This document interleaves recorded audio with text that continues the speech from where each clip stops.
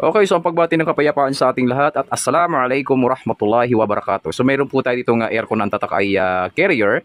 So para hindi humahaba ang ating ating video, tuloy-tuloy na ho tayo. So binuksan ni Sir yung power supply at kung ating makikita, nagbi-blink ho sa kanyang receiver. So ang gagawin ho natin, i-on na natin ha, yan oh. Yan. Tingnan natin ha. So wag ho tayong kukurap, tayo pa ay nakaset sa baba na natin. Gawin na nating 17. Para hindi na humahaba yung ating video, 17. Okay? So tingnan ho natin mga kamaster kung ano yung error na lalabas. Okay? So tayo po ay mag-antay ng mga ilang sandali.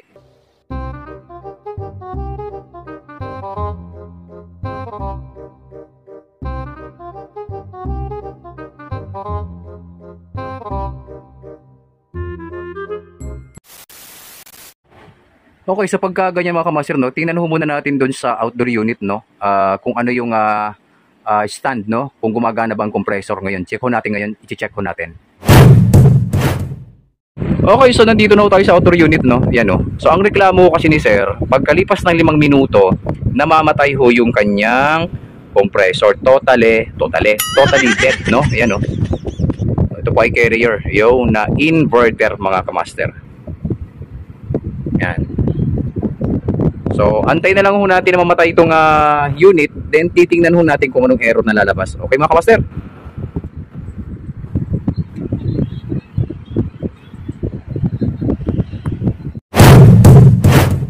Okay, so namatay na ho yung ating outdoor unit. Yan, namatay na. Tingnan natin. So, pagka huminto na itong fan, tingnan natin doon sa loob kung ano yung error na lalabas mga kamaster. Yan ha. Yan. So, hopya mani popcorn. Okay. Okay, so okay na yung fan. Naka-off na yung fan. Tingnan natin sa loob. A few moments later. Eh mga kamaster, so wala naman ho tayo nakikitang error dito. So, namamatay nga lang siya after 5 to 15 minutes. Ngayon, pag namatay siya, walang error dito. So yun ang kino-complain ni Sir kasi syempre tag-init na ho ngayon So problema dito, walang error. Kaya paano natin ito ma-check dahil nga walang error Pero magagawin pa man, umpisan po muna natin sa basic mga kamaster. Okay? So since na walang error, then patay-sindi yung compressor, pati yung outdoor yung fan. So umbestigahan natin mga kamaster kung ano yung reason bakit siya namamatay. Bahala ka sa buhay mo. Ginusto mo yan. Okay, so ang umpisa muna natin dito, kung bakit siya namamatay ng 5 to 15 minutes. So, imbestigahan muna natin. Yan, so madumi na ho yung ating air filter. Yan. Okay. So, malinis naman ho yung ating cooling yung evaporator coil. So, puntahan ho natin sa outdoor unit. Okay, so mandar na naman ho yung ating compressor. Yun. So ang ating pressure ay napakaganda, 150 PSI Okay, 150 PSI. So ang gagawin ho natin, titingnan natin sa likod. Ayun, namatay na naman yan, namatay na naman siya. So ganoon ho, paulit-ulit. Pabalik-balik ho yung error na to, patay-sindi. Pero walang error. So ano nga ba talagang problema nito, mga kamaster? Yan. So yan, tutuklasin natin sa mga oras na ito. Talagang buti sana kung may error, talagang matutunto natin yung issue. Pero pagka ganito walang error, so syempre, umpisahan natin sa basic, wala na. Yan. Ngayon, ang unang-una nating titingnan, ang unang-una nating iimbestigahan, yung unit ba, yung outdoor unit ba ay malinis? Tama sabi mo.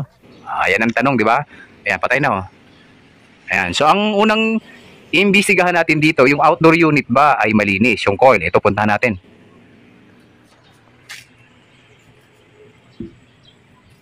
Ayun, ay siya ka, dumi. Oh no!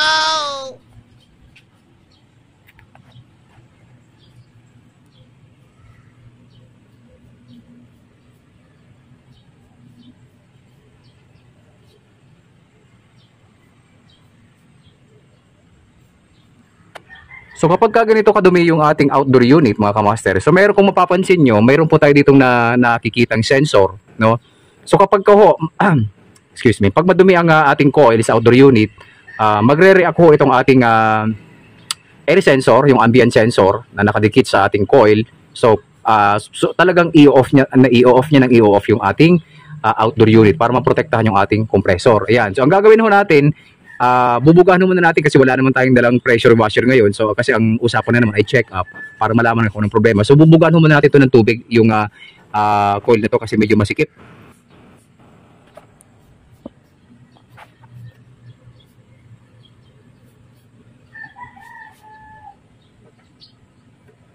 So linisin muna natin mga kamaster pansamantala itong condenser coil, okay?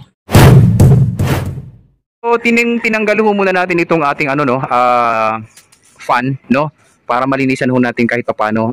Ito kung gagawin nating linis, pansamantala lamang ho ito, no? Para lang matanggal ho yung patay-sindi na nangyayari sa outdoor unit natin. Okay mga kamaster, kung pwede naman, lilinisin na lang natin talaga ito ng bonggang linis pagka bumalik na ho tayo dito. Pero for the meantime, lilinisin lamang ho natin para mawala lang ho yung issue na namamatay-matay ang outdoor unit mga kamaster, okay? Pinaghandaan ko na yan. Okay, so nalinisan na ho natin to mga kamaster, no? Yung ating outdoor unit. Yan, pwede na ulit pakasalan. Tingnan natin dito sa likod. Yun na nadali, pwede pakasalan, no?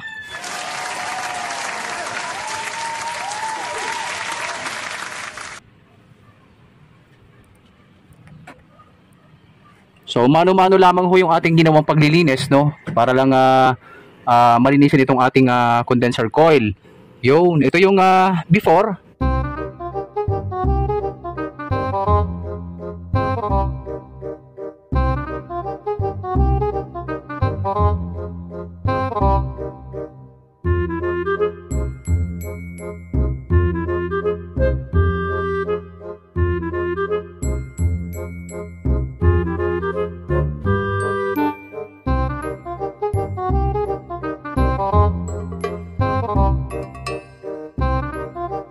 Naman ho yung after.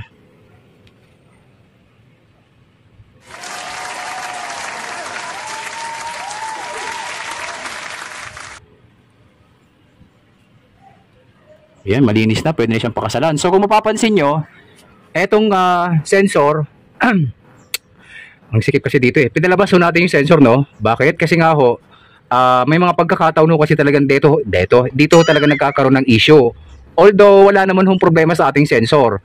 Kasi kung may problema ang ating sensor, pagkatapos niyang mamatay, magbibigay ho siya ng corresponding error. Pero since na wala naman ho tayo nakikitang error, so kailangan papalitawin na ho natin itong ating sensor kasi sobrang dumi ho, nilinis ho natin yung sensor.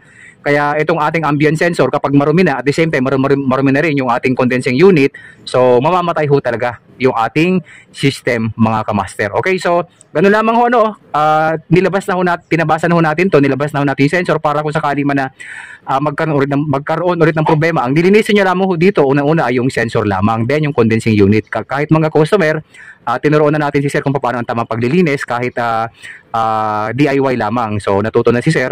Ngayon, siya na nga ho naglinis na ito Ngayon, etong reason kung bakit natin nilabas to, para kung sakali man na magkaroon ng error, dilinisin mo lang itong sensor na to, magiging okay na ulit yan. Okay, so pandarin na ho natin mga kamaster. 2,000 years later. Okay, so naka-on na ho dun sa breaker. Tingnan mo, talagang naka-off yung ating indoor unit. Kanina talaga nagbi-blink, di ba? So on na ho natin. I-on ho natin siya ng alas 12:08 ng tanghali. On na natin. Yun. So tayo po ay nakaset sa 22 degrees Celsius. Ba natin? Yan. Ginawa natin siyang 19 muna mga kamaster. So alas 12:08 ng tanghali pinandar natin. So obserbahan muna natin siya mga kamaster. Okay, kung mamamatay pa. Okay, so nandito na tayo sa outdoor unit. Tingnan natin kung under yung ating outdoor unit mga kamaster.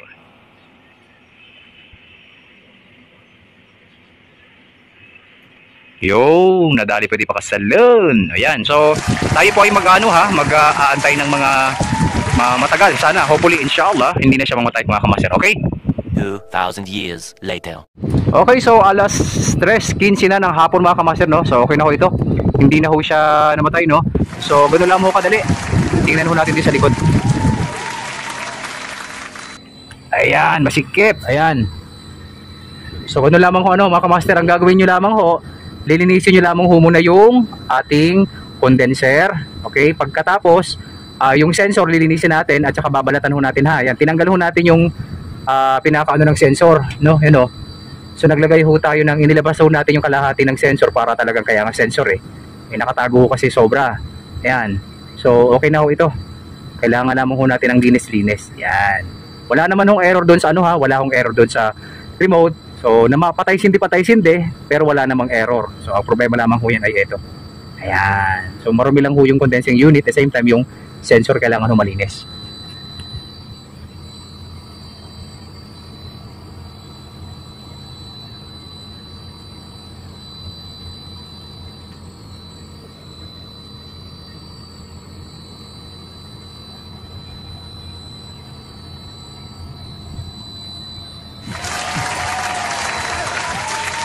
Okay na ito mga kamaster, no? So sana nakatulong na naman itong munting video na aking binahagi sa ating mga kababayan technician na kapag kayo na naka-encounter ng patay-sinding aircon, no? Lalo pat carrier na inverter. So tingnan nyo muna yung unang-una yung indoor unit, baka marumi. Yan. Pangalawa yung outdoor unit, yung condensing unit. Pansin nyo naman kanina sobrang dumi. Hindi ho ganito kalinis na pwedeng pakasalan, no? So linisin nyo muna yung condensing unit, pagkatapos linisin nyo yung sensor, gupitin nyo yung pinaka-host ng sensor na to kasi nakatago ho yan So ilabas nyo ho yung kalahati ng sensor para yung suction input dito ay talagang nasisense niya mga kamaster. Magiging accurate ho yung kanyang data na ibinabato sa ating system mga kamaster. Okay? So maraming salamat po sa inyo lahat at magandang hapon po.